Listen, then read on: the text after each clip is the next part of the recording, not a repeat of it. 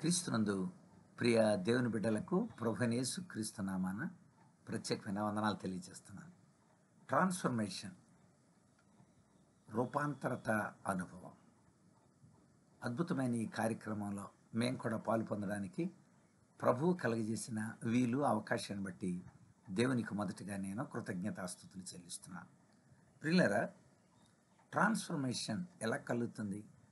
Information కన్ఫర్మేషన్కు గురైనప్పుడు transformation జరుగుతుంది.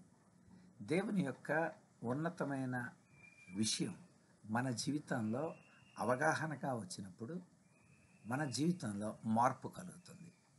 మార్పు అనివార్యం. దేవుని యొక్క ఉన్నతమైన దర్శనం, వాక్య దర్శనం మన జీవితాలలో పునరుద్ధరింపబడాలనే ఉద్దేశంతో అద్భుతమైన ఈ కార్యక్రమాన్ని తన దాసులు ప్రవీణ్ గారి ద్వారా దేవుడు నడిపిస్తూ ఉండడం దేవుని యొక్క మహిమా కార్యక్రమంగా గుర్తించాలి. ఈరోజు మనము హీలింగ్ ద మైండ్ విషయాన్ని గురించి ఆలోచిద్దాం. మానసికమైన ఆరోగ్యం, మానసికమైన స్వస్థత. ఈ రోజుల్లో ఎక్కడ చూసినా మానసికమైన ఆందోళనే కనబడుతూ ఉంది. పిల్లల దగ్గర నుండి పెద్దల వరకు కూడా ఈ రోజుల్లో అనేకమైన వ్యాధులు మానసికమైన ఆందోళన బట్టే వస్తున్నాయి. ఒక మాట చెప్పమంటారా? హార్ట్ అటాక్స్ కంటే థాట్ అటాక్స్ వలన ఎక్కువ మంది చనిపోతున్నారు. గుండె నొప్పి కంటే మానసికమైన ఒత్తిడి వల్లనే ఎక్కువ మంది చనిపోవటం మనకు కనబడుతుంది. మానసికమైన ఈ ఇల్ బ్యాలెన్స్, మానసిక ఆరోగ్యం లేకుండా సంఘర్షణల వలన, ఒత్తిళ్ళ వలన ఎక్కువ మంది మనుషులు ఈరోజు ప్రాణాలు కోల్పోతున్నారు. గతంలో కూడా మనకు తెలుసు కదా, కరోనా సమయంలో కూడా కరోనా వ్యాధి కంటే కరోనా వ్యాధి నాకు వచ్చింది అన్న మానసికమైన ఒత్తిడితో, ఆందోళనతోనే ఎక్కువ మంది చనిపోయారు. చితి చింత అక్క చెల్లెలు. చితి చచ్చిన శరీరాన్ని కాలుస్తుంది, కానీ చింత బతుకున్న శరీరాన్ని కాలుస్తుంది. ఈరోజు వీటికి సమాధానాన్ని మనల్ని తయారు చేసిన దేవుని అడిగి చూద్దాం. దేవుడు ఎలాంటి వాడో, ఆయన గుణగణాలు మన జీవితాలకు ఎలా సరిపోతాయో, అత్యున్నతమైన దేవుని యొక్క శక్తి ప్రభావాలు మన జీవితాలని ఎలా ప్రభావితం చేస్తాయో మార్కు సువార్త 5వ అధ్యాయంలో నుండి మనం చూడొచ్చు. మార్కు సువార్త 5వ అధ్యాయం మొదటి 20 వచనాల్లో ఒక్క మాట నేను చదివి ప్రార్థనాపూర్వకంగా మనం కొద్ది నిమిషాలు ధ్యానం చేద్దాం. నేను చదువుతున్నాను, చూడండి. 15వ వచనం, మార్కు సువార్త 5వ అధ్యాయం 15వ వచనం. జనులు జరిగినది చూడవెళ్ళి యేసు నొద్దకు వచ్చి, సేన అను దెయ్యములు పట్టినవాడు బట్టలు ధరించుకొని స్వస్థ చిత్తుడై కూర్చుండి ఉండట చూచి భయపడేది. చిన్న ప్రార్థన చేస్తా. ప్రేమ కలిగిన తండ్రి, నీ నామమును బట్టి వందనాలు. ట్రాన్స్ఫర్మేషన్ ఈ కార్యక్రమంలో 40 అద్భుతమైన ధ్యాన దినాలుగా తండ్రి మీరు ఏర్పాటు చేశారు. ఈ దినం కూడా మేము ధ్యానించడానికి ఇష్టపడుతున్నాం. నీ వాక్య ధ్యానాలు ప్రభువా మా అందరి హృదయాలలో పదిలపరచండి. మీరే మా అందరితో మాట్లాడండి. మీరు మాట్లాడితే మాకు క్షేమం, జీవం, మేలు, ఆరోగ్యం, స్వస్థత, మనోవికాసం, ధైర్యం, ఆరోగ్యం కలుగుతాయి. మీరే మా అందరితో మాట్లాడి సమాధాన సంబంధమైన సంగతులు మాకు బోధించండి, రేపండి, పురుకొల్పండి, మానసిక ఆరోగ్యం ఇవ్వండి. యేసయ్య నామమున వేడి ప్రార్థిస్తున్నాం తండ్రి, ఆమేన్. ప్రియులారా, మార్కు సువార్త సువార్తలన్నిటిలో చాలా చిన్నది. మార్కు సువార్తే మొట్టమొదట వ్రాయబడింది కనుక ఈ మార్కు సువార్త తీవ్రమైన ఆసక్తిని, అధ్యయన కేంద్రంగా ఈ మార్కు సువార్త ఉండటం మనకు తెలుసు. సినాప్టిక్ గాస్పల్స్లో మార్కు సువార్త ఒకటి. యేసయ్య బోధల కంటే ఆయన చర్యల్ని చాలా ఎక్కువగా తెలియజేసిన మార్క్ కనుక మార్కు పేతురు యొక్క ప్రభావంతో ఈ యొక్క సువార్తను రాసినట్లుగా మనకు తెలుస్తుంది. యేసయ్య ఎంత సేవకుడిగా పనిచేశాడో, ఆయన మానవాళికి ఎంత తగినవాడో దేవుని యొక్క ఉన్నతమైన అద్భుత కార్యాలు 18 విషయాలు మార్కు తన స్వార్థలో రాశాడు. అందులో ఒక విషయాన్ని ఈరోజు మనము ధ్యానించబోతున్నాం. యేసు ప్రభు ఒక సేవకుడిగా వచ్చాడు అని చెప్తున్నాడు. రోమీయులకు ఈ స్వార్థను గుర్తు చేస్తూ ఉన్నాడు. యేసు ప్రభు ఎంత సేవకుడు, సేవ చేయటానికి పరలోకంలో నుండి ఈ లోకానికి ఆయన దిగొచ్చాడు. ఆయనకున్న సర్వాధికారాన్ని గురించి మార్కు ప్రారంభిస్తూ ఈ మొదటి అధ్యాయంలో ఆయన యొక్క అధికారాన్ని గురించి చెప్పాడు. మొదటి అధ్యాయంలో దెయ్యాల మీద ఆయనకున్న అధికారం ఏంటో చెప్పాడు. మొట్టమొదటి అధ్యాయం 27వ వచనం. ఇదేమిటి, ఇది కొత్త బోధగా ఉంది, ఈయన అధికారంతో అపవిత్రాత్మలకు ఆజ్ఞాపిస్తే అవి లోబడుతున్నాయే అంటే ఆయన అధికారం దైవ వ్యతిరేకమైన కార్యాలపై, సాతాను శక్తులపై, అపవాదిపై ఆయనకున్న అధికారాన్ని మొదటి అధ్యాయంలో చెప్పాడు. ఇక రెండవ అధ్యాయంలో మీరు చూస్తే 10వ వచనం, పాపాలు క్షమించడానికి భూమి మీద మనుష్య కుమారునికి అధికారము కలదు. ఎంత అద్భుతమైన మాట. దెయ్యాలపై ఆయనకు అధికారం ఉంది, అంత మాత్రమే కాదు, పాపాలు క్షమించడానికి భూమి మీద ఆయనకి అధికారం ఉంది. ఇంకా కొంచెం ముందుకు వెళ్దాం. 4వ అధ్యాయం 39. ఆయన లేచి గాలిని గద్దించి నిశ్శబ్దమై ఊరకుండమని సముద్రంతో చెప్పగా గాలి అణగి మిక్కిలి నిమ్మళమాయను. 41వ వచనం, వారు మిక్కిలి భయపడి ఈయన ఎవరో, గాలి సముద్రం ఈయనకు లోబడుతున్నవి అని ఒకంతో ఒకడు చెప్పుకునేది. ప్రకృతిపై ఆయనకున్న అధికారం, ఆయన దెయ్యాలపై అధికారం, ఆయన పాపాలను క్షమించడానికి ఆయన కలిగి ఉన్న అధికారం, ప్రకృతి మీద ఆయన అధికారం. ఇప్పుడు చూద్దాం. మార్కు సువార్త ఈ 5వ అధ్యాయంలో 3 సంఘటనలు మనకు కనబడతాయి. 3 సంఘటనలు. ఒకటి మొదటి అధ్యాయం నుండి 20వ వచనం వరకు, రెండవది 25 నుండి 34 వరకు, మూడవది 35 నుండి 43 వరకు. Despair, disease and death. Desperation, మానసికమైన ఆందోళన, మెంటల్ ఇల్ హెల్త్, మానసికమైన సంఘర్షణ, ఒత్తిడి. 2 డిసీజ్, వ్యాధి. మూడవది డెత్, మరణం. ఆందోళన, వ్యాధి, మరణం, ఈ 3 విషయాలు మార్కు ఒక అధ్యాయంలో రాశాడు, 5వ అధ్యాయంలో. అంటే అర్థం, ఆందోళనలో ఉన్నావా, యేసయ్య నిన్ను బాగు చేయడానికి సిద్ధంగా ఉన్నాడు. 2 వ్యాధిగ్రస్తుడివా, యేసయ్య బాగు చేయడానికి సిద్ధంగా ఉన్నాడు. 3 మరణించావా, బ్రతికించడానికి యేసయ్య సిద్ధంగా ఉన్నాడు. అన్ని కోణాలలో. ఎందుకంటే మానసికమైన స్థితిని నువ్వు నిర్లక్ష్యం చేస్తే ఇది వ్యాధి అవుతుంది. వ్యాధిని నీవు నిర్లక్ష్యం చేస్తే అది మరణం అవుతుంది.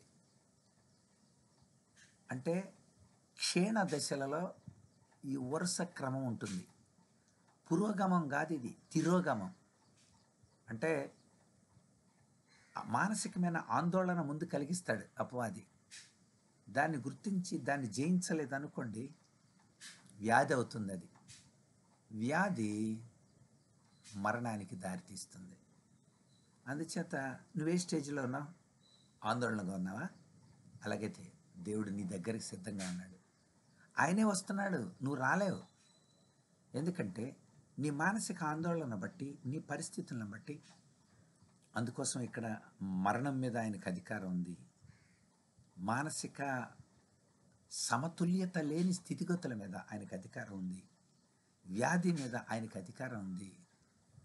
కనుక ఇక్కడ ఆ 3 ఏరియాలు, దెయ్యాలపైన అధికారం ఉంది, పాపాలు క్షమించడానికి అధికారం ఉంది, ప్రకృతి మీద అధికారం ఉంది, నీ మనస్సుని మరల్చగలిగిన స్థితి అధికారంతో చేయగలడు ఆయన. నీ వ్యాధిని తొలగించగలడు.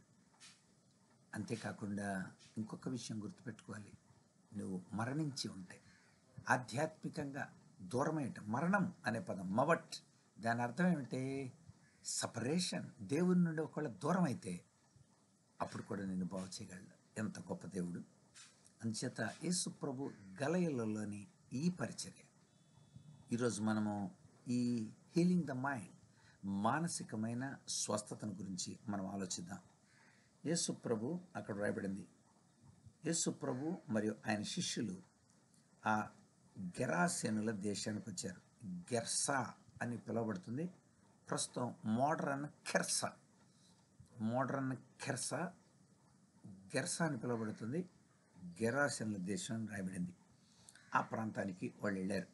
ధోని దిగగానే అపవిత్రాత్మ పట్టినవాడు సమాధులలో నుండి వచ్చి ఆయనకి ఎదురుపడ్డాడు. యేసు ప్రభువే వాడి కోసం వస్తున్నాడు. వాడు ఎదురుపడ్డాడు.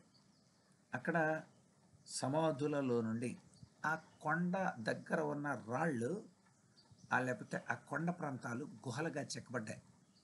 ఆ గుహలుగా ఉన్న వాటిల్లో సమాధుల కోసం వాడుకుంటున్నారు ఎక్కువ మంది. ఆ ఖాళీ ప్రదేశాల్లో తమ యొక్క శవాలను భద్రం చేయటం వలన అందులో నుండి వాడు పరిగెత్తుకొని వచ్చాడు. అయితే వాడి యొక్క మానసిక పరిస్థితి ఎలా ఉందో ఇప్పుడు మనం చూడాలి. వాడు సమాధులలో వాసం చేసేవాడు. మానసిక ఆందోళన కలిగి ఉన్నవాళ్ళు సహజంగా ప్రజలతో కలిసి ఉండరు. ఒంటరిగా ఉండటానికి ప్రయత్నం చేస్తారు, దూరంగా వెళ్ళిపోతారు. నువ్వు అలాంటి పరిస్థితుల్లో ఉన్నావా? ప్రజలతో కలవలేరు, ప్రజలతో మాట్లాడలేరు, ప్రజల దగ్గర ఉండటానికి ఇష్టపడరు. సాంఘిక మితి వారిలో కనిపించదు. ఈరోజు మనం ఆలోచించాలి. ఏకాకిగా ఉండటానికి ప్రయత్నం చేస్తారు. అంతేకాదు, ఇంకా వాడి యొక్క స్థితి చూద్దాం. సంకెళ్లతో ఎవడును వాణ్ణి బంధింపలేకపోయాను, సాధు చేయలేకపోయేరి. డెమాజో, సాధు చేయలేకపోతున్నారు. అంటే మీరు గమనిస్తే వాడిని కూర్చోపెట్టలేకపోతున్నారు, వాడిని ఒక నిర్దిష్టంగా క్రమశిక్షణలో ఉంచలేకపోతున్నారు. ఎందుకని? ఆందోళన ఎక్కువగా ఉంది, స్థిరంగా లేదు, మనస్సు స్థిరంగా లేదు. అందుకని ఒక తత్వం విన్నాను నేను, పురిగిండ్లకునే పోతానంటది, తిరిగి జగడము తెస్తానంటది, వరస తప్పి నడువవలెనంటాది, నిరసన దేహం నికంబంటది, మనస్సు కుదురాదేమి సేతు, మనస్సు కుదురాదాయే, మనస్సు కుదురాదాయే, మనస్సు కుదురాదేమి సేతు. మనస్సు కుదరట్లేదురా నాన్న. ఇదిగో నేనేం చేయాలి? నిజమే, యేసయ్య ఉన్నాడు, అది జవాబు. ఈరోజు జవాబు తెలుసుకోవాలి. వాడు సమాధుల్లో వాసం చేస్తున్నాడు. రెండవది, ఎవడు వాడిని సాధు చేయలేకపోయాడు. అక్కడ ప్రక్రియలు కూడా రాశాడు. ఏంటది? రుజువు. సంకెళ్ళు వేసి చేతులకి కళ్ళకి బంధించిన తెంపేసి తుత్తునీలుగా చేస్తున్నాడు వాడు. వాడిలో అద్భుతమైన శక్తి దాగుంది.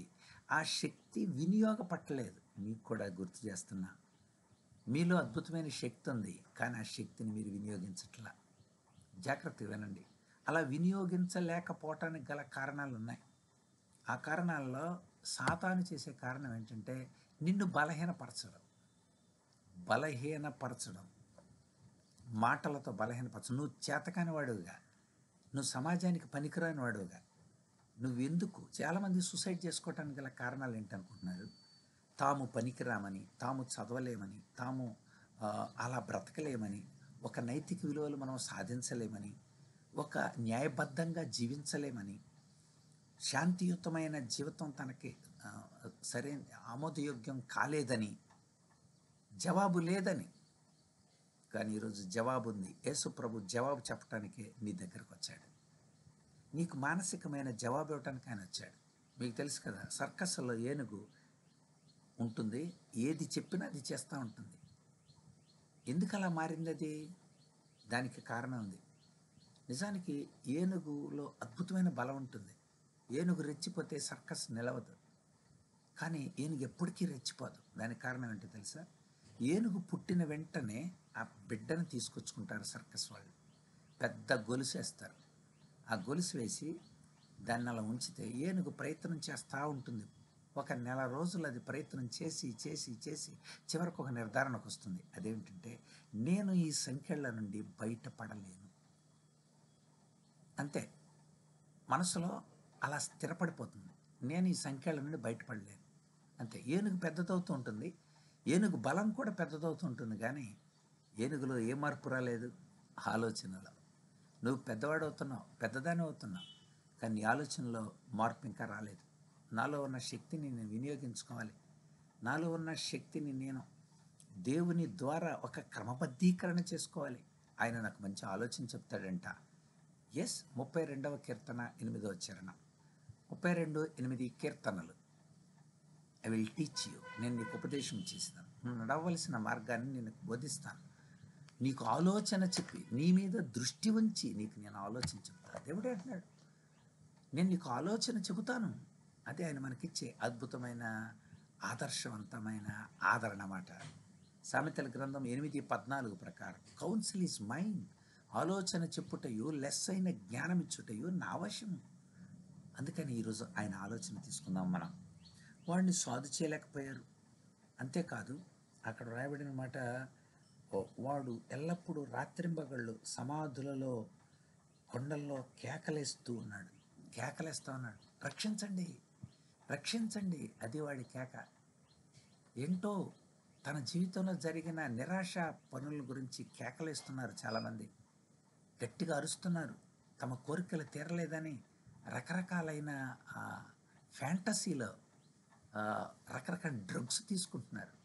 మానసికమైన శాంతి పొందుదామని వ్యసనాలకు అలవాటు పడుతున్నారు. నికోటిన్ తీసుకుంటున్నారు, గంజాయి తీసుకుంటున్నారు, రకరకాలైన మత్తు పదార్థాలని స్వీకరిస్తున్నారు. కేకలేసుకుంటున్నారు. కేకలేసే వాటికి ఎక్కువ ముందుంటున్నారు. డీజే అలాంటి వాటికి ముందుంటున్నారు. ఏంటది? కేకలేయాలి, గొంతులేయాలి. సమాజంలో ఒక ఆదర్శవంతమైన స్థితిగతుల్ని వాళ్ళు కోరుకోవటం లేదు. బలహీనమైన పరిస్థితులు మానసికంగా ఏర్పడ్డాయి. అంతేకాదు, తన్ను తాను రాళ్లతో గాయపరుచుకొని రాళ్లతో గాయపరుచుకునే స్థితి.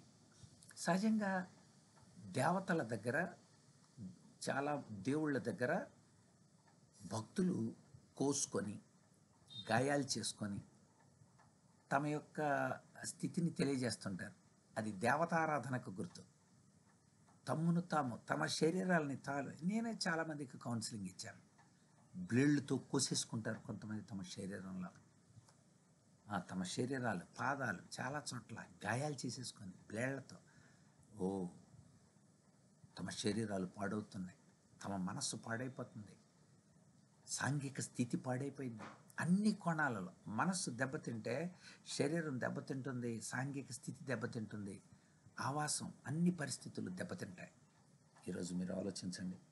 అయితే తన్ను తాను గాయపరుచుకున్న ఆ స్థితిలో వాడు దూరం నుండి యేసును చూచి పరిగెత్తుకొని వచ్చాడు. ప్రియులారా, ఆలోచించండి. యేసు ప్రభు వాడు ఎదురుగుండా వచ్చాడు.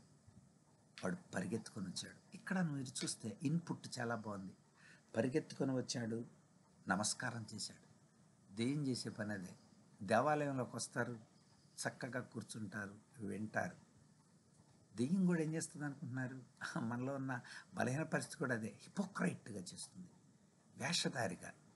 ఇప్పుడు ఈ వర్తమానం వింటున్నా మీరు కూడా, మేము విన్నామండి వర్తమానం అని అనొచ్చు.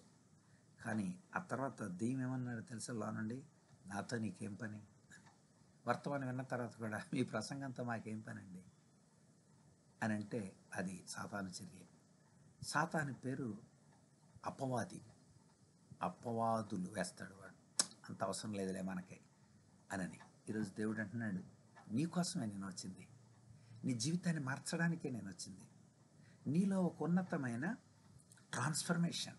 చెప్పాను నేను, దేవుని యొక్క ఆలోచన మనలో స్థిరీకరింపబడినప్పుడు మనము బలపరచబడి స్వస్థపరచబడతాం. దేవుడు వెంటనే, అపవిత్రాత్మ వాడిని విడిచిపో అన్నాడు. పందుల్లోకి వెళతాను అని కోరుకుని, సేన అంటారు, లిజియన్ లాటిన్ వర్డ్, సాధారణంగా వాడే పదం అది. అంటే బెటాలియన్, 6,000 మంది ఉన్న బెటాలియన్ పోలున్న ఆ సైన్యం పందుల్లోకి వెళ్ళి ఆ సముద్రంలో పడి చచ్చిపోయింది. దేవుడు వాడిని బాగు చేశాడు. వాడు ఏమంటున్నాడు తెలుసా? నాతో నీకేంటి అంటున్నాడు. బాగు చేయటానికి యేసుప్రభు వచ్చింది. నువ్వు రిజెక్ట్ చేస్తావా? నాతో నీకేంటి అని అంటావా? నీలో ఉన్న ఎవరికైనా మంచి చెప్తుంటే అవసరం లేదులేండి పాల్సన్ గారు, అవసరం లేదులేండి అయ్యారు అసాఫ్ గారు, అవసరం లేదులేండి ప్రవీణ్ గారు, మాకెందుకు సార్ ఇదే, భక్తి ఎందుకండి, విశ్వాసం ఎందుకండి, నీతి ఎందుకండి అని అడుగుతున్నారు. నీలో ఉన్న ఆ నెగిటివ్ థాట్ అలా చెప్పిస్తుంది. నీలో ఉన్న నెగిటివ్ థాట్ని పాజిటివ్గా చేయడానికి దేవుడు వస్తున్నాడు. ఆయన దగ్గర నిలబడితే చాలు, వెంటనే యేసుప్రభు గద్దించాడు. ఇక్కడ మీరు గమనిస్తే వాళ్ళు ఎంత మార్పు కలిగింది. పిల్లరా, మానసిక శాస్త్రంలో 5 ప్రధానమైన విషయాలు ఈ మానసికమైన ఆరోగ్యం గురించి తెలియచెప్తుంది. అందులో మొట్టమొదటిది, మానసికమైన ఆరోగ్యం ఎలా వస్తుందో ముందు ఎరిగుండాలి. ఎస్, ఎలా వస్తుంది? మనసు ఎరిగిన దేవుడు మన మధ్యకు వచ్చాడు. ఈరోజు చాలామంది, నేను కూడా ఒక మానసిక శాస్త్రం చదివిన వాడిగా మీతో మాట్లాడుతూ ఉన్నా. మనుషులు మనస్సును కనుక్కోలేరు, దేవుడు మనస్సును కనుగోగలిగినవాడు. అపోస్తుల కార్యాలు 1వ అధ్యాయం 24వ వచనం. ఆ రోజుల్లో అందరు ఇలా ప్రార్థన చేశారు. అందరి హృదయములను ఎరిగి ఉన్న ప్రభువా, ఆయన మనసు ఎరిగిన మహామనీషి. మనిషి కాదు ఆయన, మనీషి అంటే మహా మనసు ఉన్నవాడు అని అర్థం. ఆయన నీ దగ్గరకు వచ్చాడు, నీ కోసం వచ్చాడు, సర్దుబాటు చేసుకొని వచ్చాడు. సంఘర్షణల్ని పరిష్కరించుకొని సర్దుబాటు చేసుకోవటమే మానసికమైన ఆరోగ్యం. నీ మనసులో ఉన్న ఆలోచనల్ని సర్దుబాటు చేసి, అడ్జస్ట్ చేసి, సరిచేసి నిన్ను బాగు చేయటానికే యేసుప్రభు వచ్చాడు. రెండవది, నీ ఒత్తిడిని అదుపులో పెట్టాలి. నిన్ను ఎరిగి ఉన్నవాడు నీ దగ్గరికి రావాలి. రెండవది, నీ ఒత్తిళ్ళు అదుపులో పెట్టాలి. యేసుప్రభు అతనిలో ఉన్న అనుమానపు, అతనిలో ఉన్న బలహీనపరిచే, అతనిలో ఉన్న క్షీణత తీసుకొచ్చే వాటి ప్రభావాన్ని తొలగించాడు. ఎస్, మనసెరిగిన దేవుడు చేసే పని అది. నీలో ఉన్న ఒక బలమైన ఆలోచన, నన్ను కౌన్సిలింగ్లో అడిగారు, నాకు చాలా బలహీనమైన ఆలోచనలు వస్తున్నాయండి, జవాబు ఏంటి అని. ఒకటే జవాబు, ఏమిటది? బలమైన ఆలోచన బలహీనమైన ఆలోచనలు మింగేస్తుంది. ఒక బలమైన ఆలోచన బలహీనమైన ఆలోచన లేకుండా చేస్తుంది. యేసుప్రభు ఆలోచనకర్త, ఆయన పేరు ఆశ్చర్యకరుడు, ఆలోచనకర్త, బలవంతుడైన దేవుడు. యెషయా గ్రంథం 9వ అధ్యాయం 6వ వచనం. ఆ ఒత్తిడిని అదుపులో పెట్టాలి, అది మానసిక శాస్త్రం చెబుతుంది. యేసయ్య వచ్చి వాటిని తొలగించి అదుపులో పెట్టాడు. మూడవది, ఒక గుర్తింపు, భద్రత వాడికి కలుగుతుంది మానసిక ఆరోగ్యం ద్వారా. ఎస్, ఇక్కడ కూడా ఒక గుర్తింపు కలిగింది. ఏంటో తెలుసా? వాడు స్వస్థ చిత్తుడై యేసు ప్రభు దగ్గర ఉన్నాడు. స్వస్థ చిత్తుడై, వండర్ఫుల్ గుర్తింపు. నాలో కూడా ఒకప్పుడు నేను మానసిక రోగిని, మానసికంగా సుమారు 11 సంవత్సరాలు బాధపడినవాడిని. దేవుడు నన్ను స్వస్థపరిచాడు. తన వాక్య దర్శనంతో, తన వాక్కుతో నన్ను బలపరిచాడు. ఇది నా ఆత్మీయం. నేను ప్రసంగించట్లే, నా ఆత్మీయ స్థితిని మీకు తెలియజేస్తున్నా. ఆయన వాక్కు నన్ను, నా కృప నీకు చాలు, నీ బలహీనతలో నా శక్తి పరిపూర్ణమవుతుంది. దేవుడిచ్చిన వాగ్దానం. ఆయన రక్తం ద్వారా కడగబడ్డాను, ఆయన ఆత్మ ద్వారా బలపరచబడ్డాను. ఆయన వాక్యం నన్ను బలపరిచింది. కొరింథీ 2వ పత్రిక 12వ అధ్యాయం 9వ వచనం. నా కృప నీకు చాలు పాల్సన్. యేసయ్య మాట. మానసికమైన వ్యాధితో నిరాశ నిస్పృహకు గురై 10వ తరగతి 7 సార్లు పరీక్ష రాస్తుండగా వ్యాధికి గురైన వాడిని. 7 సార్లు. అలాంటి మానసిక రోగి ఈరోజు మానసిక శాస్త్రం ఎలా చదివాడు? ఆశ్చర్యమే కదా. ఒక సైకలాజికల్ డిజార్డర్ ఉన్నవాడు సైకాలజిస్ట్ ఎలా అయ్యాడు? ఆశ్చర్యమే కదా. మానసిక ఆరోగ్యాన్ని ఇవ్వగలిగిన దేవుడు. హ్యాగ్ఫీల్డ్ ఇలా చెప్తాడు, వ్యక్తిగతంగా, సాంఘికంగా సంబంధాలను సమర్థవంతంగా నిర్వహించడానికి చేసే ప్రయత్నమే, నిర్వహించగలగడమే నిజమైన మానసిక ఆరోగ్యం. నీ వ్యక్తిగతంగా స్థితిగతుల్లో మార్పు వచ్చిందా? నీ సాంఘిక సంబంధాల్లో మార్పు వచ్చిందా? అలాగైతే మానసిక ఆరోగ్యం పొందామని. అందుకనే మొట్టమొదటిది విషయాన్ని ఎరిగొండడం. నిజమే, యేసు సర్వోన్నతుడును. నిజమే, విషయం ఎరిగొండడం. రెండవది ఒత్తిడిలో అదుపులోకి రావడం. యేసుప్రభు వచ్చి బలహీనమైన పరిస్థితిని తొలగించాడు. మూడవది గుర్తింపు, భద్రత. యేసుప్రభు పక్కన ఉన్నాడు, చక్కగా స్వస్థ చిత్తుడై ఉన్నాడు. స్వస్థ చిత్తుడై ఉన్నాడు. అది అక్కడ రాయబడింది. అతడు స్వస్థ చిత్తుడై చక్కగా కూర్చొని ఉన్నాడంట. ప్రజలు వచ్చి చూస్తున్నారు. ఒక గుర్తింపు వచ్చింది, అంటే మానసిక ఆరోగ్యం పొందాక. నాలుగవది అతడిలో క్రమశిక్షణ వస్తుంది. క్రమశిక్షణ వస్తుంది. ఎలా వచ్చింది క్రమశిక్షణ? బట్టలు ధరించి అన్నది. ఇంత క్రితం కేకలేసేవాడు, ఇప్పుడు కేకలేట్లా. ఇంత క్రితం గాయాలు చేసుకునేవాడు, ఇప్పుడు గాయాలు చేసుకోవట్లా. పిల్లరా, ఎంత గొప్ప మార్పు. ఇక చివరిది మార్గదర్శక సూత్రాలు పాటిస్తాడు. యేసుప్రభు చెప్పాడు, నేను నీతో ఉంటాను యేసయ్య, నీ వెంటే వస్తాను.